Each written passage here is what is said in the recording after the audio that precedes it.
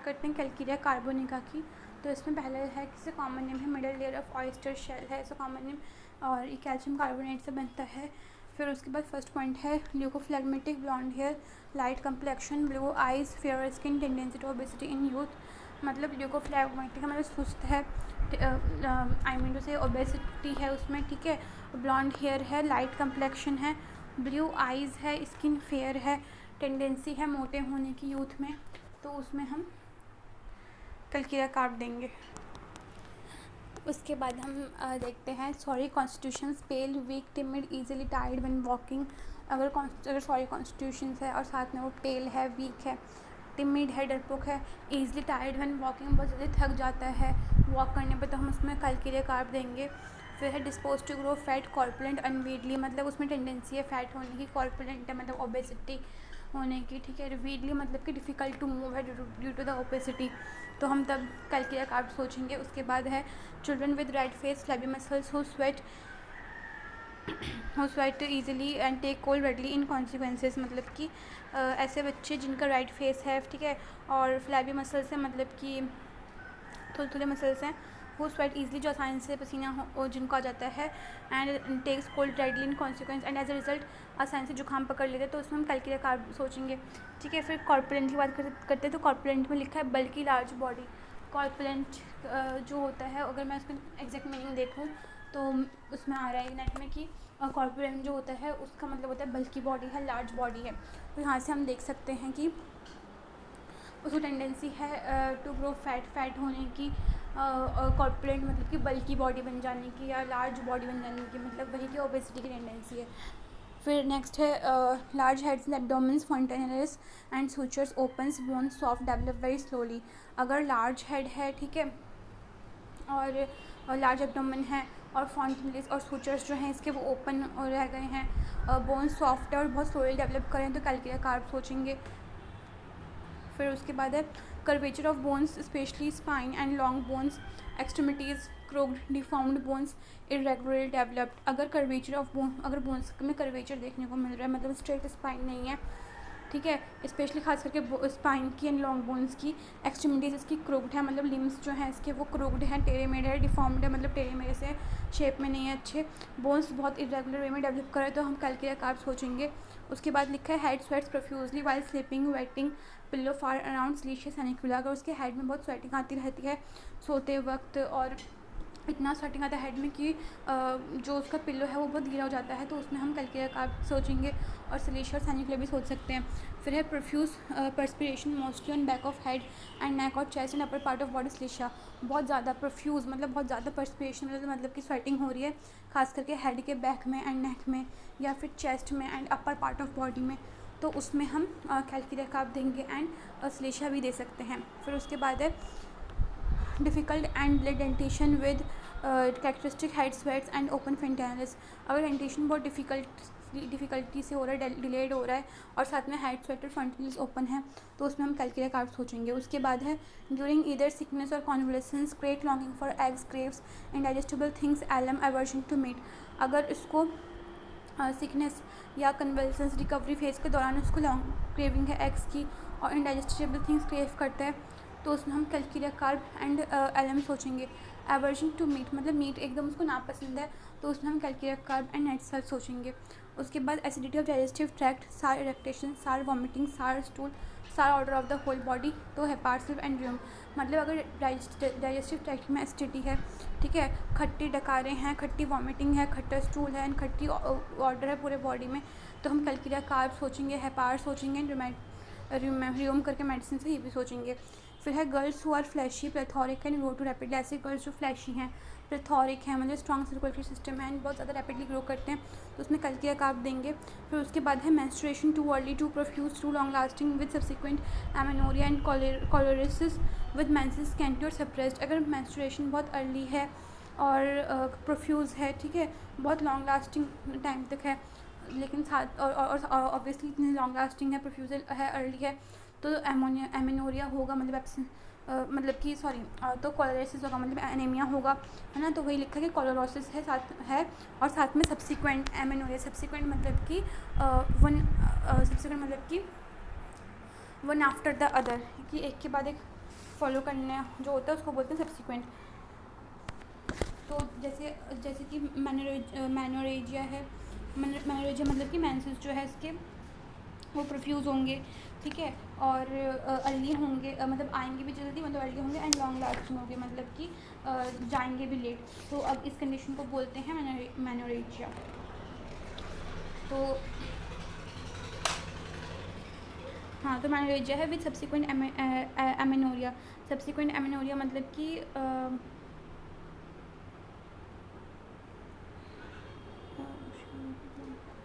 Subsequent amenorrhoea मतलब subsequent word का मतलब होता है, 1 मिनट, एग्जैक्ट वर्ड जो सब्सिक्वेंट वर्ड का मतलब होता है कि तत्पश्चात, मतलब बाद में, आफ्टर डैट। तो ऑब्वियसली अगर मैनोरेजिया है, मतलब बहुत ज़्यादा ब्लीडिंग हो रही है और अर्ली भी आ रहा है, प्रोफ्यूज़ भी है, लॉन्ग लास्टिंग भी है, तो एक टाइम बाद ऐसा होगा कि उसमें वो आरबीसीज जो भी है, लेमन लैंग्वेज में कहूँ तो ब्लड की कमी हो जाएगी, खून की कमी हो जाएगी, तो उसमें हमें कोलेरोसिस देखने को मिलेगा, ठीक है। एंड अगर कोलेरोसिस होगा मतलब ब्लड की कमी है, मतलब कि एनीमिक है, तो ऑब्वियसली एमेनोरिया मतलब कि एब्सेंस ऑफ मेंसेस या फिर मेंसेस का कम होना, ये सब देखने को हमें उसमें मिलेगा।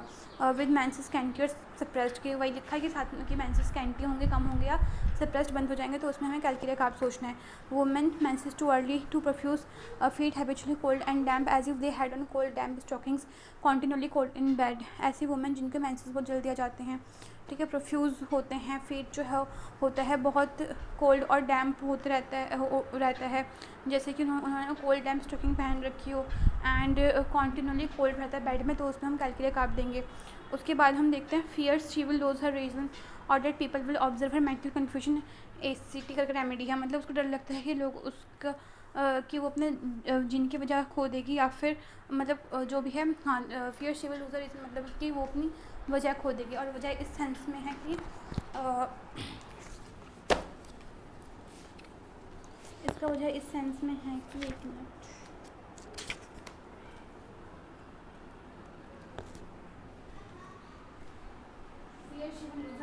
रीज़न, अच्छा, रीज़न का मतलब ना यहाँ पे वो नहीं है कि वो अपनी वजह खो देगी या वो अपना कोई कारण खो देगी। यहाँ पे जो रीज़न लिखा है इसका मतलब है कि वो अपनी रीजनिंग की एबिलिटी खो देगी, ठीक है। रीजनिंग की एबिलिटी मतलब कि किसी चीज़ को लॉजिकली सोचने की क्षमता, या किसी चीज़ के का तर्क निकालने की जो क्षमता होती है, सोचने समझने की क्षमता, वो खो देगी वो। यहाँ पे रीज़न मतलब ये नहीं कि वो अपने वजह खो देगी, इसका मतलब ये है कि अपनी रीजनिंग एबिलिटी खो देगी। और that people will observe her mental confusion, या फिर लोग जो होंगे वो उसके मेंटल कन्फ्यूजन को ऑब्जर्व करेंगे, मतलब मेंटल कन्फ्यूजन को ऑब्जर्व करेंगे, मतलब कि वो सेटिंग से सोच नहीं पा रही है, उसमें इनएबिलिटी टू थिंक है, या फिर जो भी मेंटल रिलेटेड कन्फ्यूजन है वो लोग उसको ऑब्जर्व कर लेंगे, इस बात को उसको डर लगा रहता है, तो उसमें हम कैलकुलेट कार्ब देंगे, और ACT करके रेमेडी है वो भी हम दे सकते हैं। वैसे बुक में ना यहाँ पे ACT की जगह CIMICC मिक्स करके लिखी हुई है रेमेडी, ना कि ACT, तो उस चीज़ का पूरा ध्यान रखना कि जो बुक में लिखा है वही वाली रेमेडी लिखना, अगर पेपर में मतलब लिखना नहीं, वही वाली रेमेडी तुम्हें पढ़ना है, ठीक है। उसके बाद नेक्स्ट है lung diseases of tall slender rapidly, कितना लंबा है, और हाँ, लंग डिजीज अगर है टॉल लोग, टॉल लड़कियों, टॉल स्लेंडर मतलब पतले, रैपिडली ग्रोइंग यूथ, ऐसे लोगों जो बहुत जल्दी से ग्रो हो रहे हैं, ऐसे यंग लोग, तो उन लोगों में हम कैलकुलेट कार्ब देंगे। अगर upper third of right lung affected है, ठीक है, अगर मतलब राइट लंग का जो अपर थर्ड है वो अफेक्टेड है, तो उसमें कैलकुलेट कार्ब देंगे, और इसमें हम आर्सेनिक भी दे सकते हैं। और अगर अपर लेफ्ट अफेक्टेड हैं तो मायर और सल्फ़र भी, अगर अपर लेफ्ट ना कि अपर राइट, तो हम मायर और सल्फ़र करके सोच सकते हैं। वैसे जो, हाँ, अपर लेफ्ट, क्योंकि मैंने बताया भी था कि सल्फ़र जो होता है उसमें अपर लेफ्ट जो है अफेक्टेड होता है ना, और जो नेस्ट्रम सल्फ़र उसमें lower lobe of left lung, ठीक है। और उसमें लाइकोपोडियम में मैंने क्या बताया था लाइकोपोडियम बताता है कि लेफ्ट लंग अफेक्टेड है और बेस ऑफ लेफ्ट लंग, ठीक है, फूड से याद रखना। और oftener the guide to the constitutional remedy then phosphorus, मतलब वही बात है कि ऐसा हम फॉस्फरस में भी देखने को मिलता है कि लंग डिजीज अगर हो रहा है tall slender rapidly growing youth में upper third of right lung affected है तो फॉस्फरस सोचेंगे उसमें हम कंपेयर कर सकते हैं इसको ट्यूब से। फिर है डिजीज़ कैसी हैं इसको, arising from defective assimilation, imperfect ossification, difficulty in learning to walk और stand, children have no disposition to walk and will not try, suppress sweat, मतलब डिजीज़ अगर हैं जो डिफेक्टिव एसिमिलेशन की वजह से हो रहा है, मतलब कि डिफेक्टिव एसिमिलेशन मतलब कि खाया पिया उसको लग नहीं रहा है, ठीक है, तो उस केस में हम कैल्शियम कार्ब देंगे। उसके बाद इम्परफेक्ट ऑसिफिकेशन, हड्डियाँ जो है सही ढंग से फॉर्म नहीं हो रही, इम्परफेक्ट ऑसिफिकेशन हो रहा है तो उसमें हम कैल्शियम कार्ब देंगे। फिर उसके बाद difficulty in learning to walk और स्टैंड, उसको मुश्किल होती है वॉक चलने सीखने में या फिर खड़े होना सीखना, जब बच्चा सीखता है चलना सीखना या फिर जब खड़ा होना सीखते हैं तो उसको दिक्कत है क्योंकि बोन्स की डेवलप नहीं हो रही सही ढंग से तो कैल्शियम कार्ब हम देंगे। चिल्ड्रन, ऐसे बच्चे जिनमें टॉक करने की टेंडेंसी नहीं है या फिर वो ट्राई नहीं कर रहा है, जैसे नॉर्मल बच्चे क्या है ट्राई करते हैं, कुछ ना आता बोलें तो वाह वाह वाह या फिर कुछ भी वर्ड्स निकाल देते हैं, बट ऐसे कुछ ना कुछ बोल देते हैं। बट इसमें क्या है जो एज में उसको ट्राई करना चाहिए वो नहीं कर रहा है ट्राई, जब उसे बात करने सीखनी चाहिए, जब उसे थोड़ा साउंड्स निकालना आना चाहिए बट वो नहीं निकाल रहा तो उसमें हम कैल्शियम कार्ब देंगे। सप्रेस स्वेट, अगर स्वेट जो है वो उसका सप्रेस्ड है तो उस केस में भी हम कैल्शियम कार्ब देंगे। फिर है rawness of soles of feet from perspiration, अगर उसका जो सोल्स फीट के सोल्स है उसमें रॉनेस मतलब कि यहाँ पे रॉनेस मतलब क्या है, यहाँ पे रॉनेस मतलब है कि घाव हो जाना, ठीक है, तो अगर रॉनेस है मतलब कि घाव अगर हो जा रहे हैं उसके फीट के सोल्स में पर्सपिरेशन की वजह से तो कैल्शियम कार्ब सोचेंगे। इसमें और दो रेमेडी है, ग्राफ और sanicula, blisters and offensive foot sweat, अगर ब्लिस्टर्स हैं मतलब कि फफोले हैं एंड ऑफेंसिव फूड स्वेट है मतलब कि बहुत बदबूदार फूड स्वेट है तो उसमें हम कैल्शियम कार्ब सोचेंगे। उसके बाद लॉन्गिंग फॉर फ्रेश एयर, अगर उसको फ्रेश एयर की इच्छा होती है वह इन रूम जब रूम में है तब हम कैल्शियम कार्ब सोचेंगे। विच इंस्पायर्स बेनिफिट्स स्ट्रेंथन्स, जो उसको मतलब कि जो वो इंस्पायर करते हैं फ्रेश एयर को और उसको उससे अच्छा लगता है उसको स्ट्रेंथ फील होता है तो उसमें हम कैल्शियम कार्ब देंगे। इसमें और भी रेमेडीज़ है, पल्स्टिलर और सल्फर। कोल्डनेस देखते हैं, कोल्डनेस है जनरल ऑफ सिंगल पार्ट्स, काली बी, head, stomach, abdomen, feet and legs, aversion to cold, open air goes right through her, sensitive to cold, damp air, great liability to take cold, opposite of sulfur, मतलब calcium carb को क्या है उसको coldness है, coldness मतलब कि उसको basically coldness मतलब यहाँ पे उसको ठंडक है उसको पूरे शरीर में है, ठीक है, और जनरल मतलब होता है कि ओवरऑल, मतलब कि जहाँ पे भी वर्ड जनरल होता है ना उसका मतलब होता है कि पूरा बॉडी से रिलेटेड बोल सकते हैं हम उसको, होल बॉडी, ठीक है, और सिंगल पार्ट और एक पार्ट का भी काली भी हम सोच सकते हैं, हेड में है, स्टमक में है, एब्डोमेन में है, ठीक है, और उसके बाद फीट और उसके लेग्स में भी है। और एवर्जन टू ओपन एयर से उसको एकदम एवर्जन है मतलब ना पसंद है ओपन एयर। और उसके बाद है सेंसिटिव गोज़ राइट थ्रू हर, ऐसा एयर मतलब कि वो हवा का झोंका जो एकदम उसको, जैसे कभी कभार ना वैसे इसमें लिखा है कि उसको फ्रेश एयर में आराम है, ऊपर पर हमने पढ़ा भी था यहाँ पे कि फ्रेश एयर की लॉन्गिंग है, लेकिन यहाँ पे लिखा है कि उसको दिक्कत है उस एयर से विच गोज़ राइट थ्रू हर, तो बेसिकली वो इस्तेमाल कर रहे हैं ऐसे एयर के बारे ऐसे मतलब कि कोल्डनेस के बारे में, ऐसे एयर के बारे में जिसकी वजह से उसे कोल्डनेस फील हो रहा है एंड हैंस उसको ऐसा फील हो रहा है कि हवा जो है उसको एकदम चीर के चली गई हो, ठीक है, क्योंकि हम जब ठंड हवा में होते तो हमें ऐसे लगता है ना कि हवा हमें अंदर से परफोरेट करके जा रही है, आई मीन उसको एक्सजरेट करने के लिए हम ऐसा बोल सकते हैं, तो वैसे उसको जो ठंडी हवा होती है जो उसको एकदम चीर के चली जाती है तो उसको उस एयर से प्रॉब्लम है, ठीक है, लेकिन मतलब उसको कोल्ड ओपन एयर से प्रॉब्लम है, लेकिन फ्रेश एयर से उसको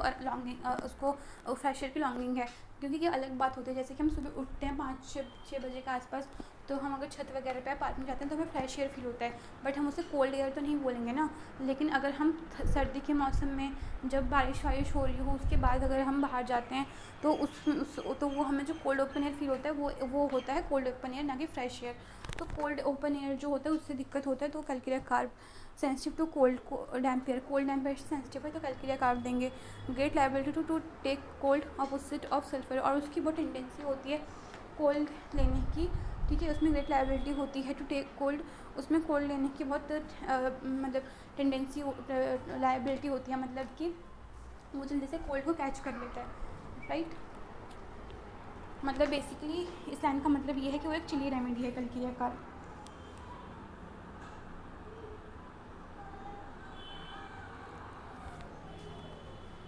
और इसका मतलब ये है कि जल्दी से वो कोल्ड लेता है, मतलब जल्दी से उसे जुकाम लग जाती है, ठीक है। ऐसा नहीं कि वो जल्दी से कोल्ड को कैच, मतलब इस सेंस में नहीं कि हवा कैच कर लेगा, थोड़ी मतलब वो तो अलग ही, वो ऐसा कुछ मीनिंग तो नहीं बन रहा है उसका। तो great liability to take cold मतलब कि हम इस यहाँ पे जो कोल्ड की बात कर रहे होते हैं वो हम जुकाम के रिलेटेड कर रहे होते हैं, तो जो जुकाम वगैरह होता है वो उसको जल्दी लगने के चांस होते हैं, मतलब चिली रेमेडी है ये, तो उसमें हम सोच सकते हैं कैलकेरिया कार्ब। और ये जो है ये ऑपोजिट ऑफ सल्फर है, क्योंकि सल्फर को इतनी जुकाम लगने की इतनी जल्दी टेंडेंसी, इतनी ज़्यादा लाइबिलिटी जो है वो नहीं होती है। फिर उसके बाद कहाँ गया, हाँ ये रहा स्वेट, मैं तो वर्ड्स भूल गई। लाइबिलिटी वर्ड का मतलब समझ लो कि वो कितनी जल्दी से कैच कर पाता है उस जुकाम के, मतलब जुकाम को, ठीक है, तो वो है लाइबिलिटी का मतलब यहाँ पे। फिर स्वेट है उसको सिंगल पार्ट्स में, हेड में, स्काल्प उसका वेट है, ठीक है, कोल्ड है, नेप ऑफ नेक में स्वेटिंग है, चेस्ट में स्वेटिंग है, एक्जिला में स्वेटिंग मतलब आर्म पिट्स में, सेक्शुअल ऑर्गन्स में स्वेटिंग है, हैंड्स में, नीज में, फीट में स्वेटिंग है, और इन सभी जगह में स्वेटिंग अगर है तो उसमें हम सीवियर भी सोच सकते हैं। तो स्वेट के बारे में लिखा है of single parts, head, scalp, wet, cold, nape of neck, chest, axilla, sexual organs, hands, knees, feet, sepia. Pit of stomach swollen like an inverted saucer and painful to pressure, जो उसका पिट है stomach का वो फूला है एक inverted saucer की तरह। सॉसर मतलब आप जानते हैं जो वो कप प्लेट होता है ना, तो उसको बोलते हैं सॉसर प्लेट को, तो उसको इन्वर्ट करके रख दो तो वैसे उसका स्टमक होगा। एंड पेनफुल टू प्रेशर, जब उसको दबाएगा तो उसको उसमें पेन फील होगा। फिर है यूरेमिक और अदर डिजीजेज। यूरेमिक मतलब ब्लड में जब जो ये नाइट्रोजनस वेस्ट या यूरिन वाले वेस्ट जब ज़्यादा हो जाते हैं उसको बोलते हैं यूरेमिक। सो इसमें ही यूरेमिक है और अदर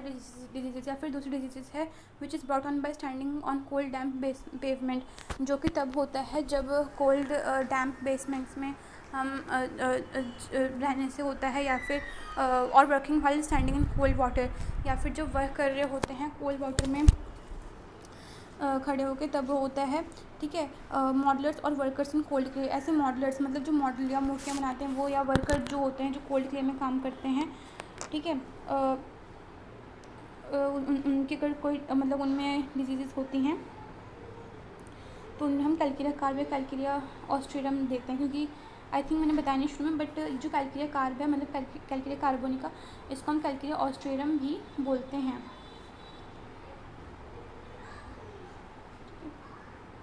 नेक्स्ट है feels better in every way when constipated, उसको अच्छा लगता है अगर वो उसे कॉन्स्टिपेट जब वो कॉन्स्टिपेटेड होता है तो उसको बहुत अच्छा फील होता है कैलकेरिया कार्ब को, ठीक है। उसके बाद है stool has to be removed mechanically, stool जो है इसको मैकेनिकली रिमूव करने पड़ते हैं। अपार्ट फ्रॉम दिस जिसको मैकेनिकली रिमूव करने पड़ते हैं स्टूल को, वो है कैलकेरिया कार्ब के अलावा सिलेशिया है, अलॉज है, सैनिक्यूला है, थूजा है, सेलेनियम है, ठीक है, और सीपिया है, और हाँ 7 रेमेडी हो गई। उसके बाद painless hoarseness aggravate in the morning, इसका जो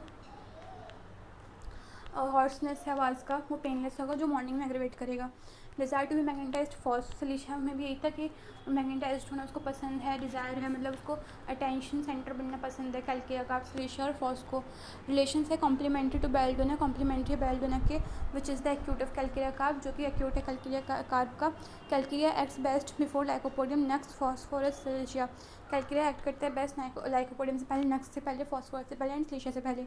It follows nitric acid, pulsatilla, sulfur, especially if pupils are dilated, is followed by काली बीन nasal catheter, मतलब कि कैलकेरिया कार्ब जो होता है वो फॉलो करेगा, मतलब हम दे सकते हैं इसको निट्रिक एसिड के बाद, पल्सटिला के बाद और सल्फर के बाद, स्पेशली अगर प्यूपल्स डायलेटेड होते हैं तो। एंड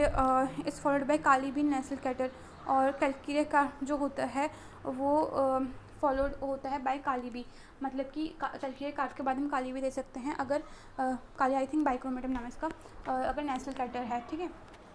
उसके बाद मतलब नोज़ में म्यूकस का प्रोडक्शन है तो according to Hahnemann calcarea must not be use before nitric acid and sulphur में प्रोड्यूस अननेसेसरी सिम्टम्स। हैनेमन के अकॉर्डिंग कैलकेरिया को कभी भी सल्फर से पहले, ठीक है, नाइट्रिक एसिड से पहले इस्तेमाल नहीं करना चाहिए, इससे बहुत कॉम्प्लिकेशंस हो सकती हैं। इन चिल्ड्रन इट में भी ऑफन रिपीटेड, बच्चों में हम इसको बहुत बार रिपीट कर सकते हैं। In aged people should not be repeated, लेकिन एज लोगों में इसको रिपीट नहीं करना चाहिए कैलकेरिया कार्ब को, specially if the first dose benefited, खास करके तब जो फर्स्ट डोज से बेनिफिट या आराम मिला है। It will usually do harm, अगर रिपीट कर दी तो उससे हार्म होगा उसको। एग्रीवेशन इसको होगा कोल्ड एयर से, वेट वेदर से, कोल्ड वाटर से एग्रीवेशन है, फ्रॉम वॉशिंग से एग्रीवेशन है, जस्ट लाइक एंटीमोनियम क्रूड, ठीक है, अमोनियम कार्ब एंड सल्फर। तो मतलब अगर वॉशिंग से दिक्कत है उसकी 4 रेमेडीज़ है, तो उसका नाम है वो 4 रेमेडीज़ जिसको वॉशिंग से दिक्कत है वो कौन कौन होगा।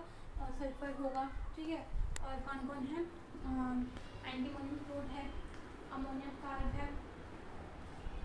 और कैलकेरिया कार्ब।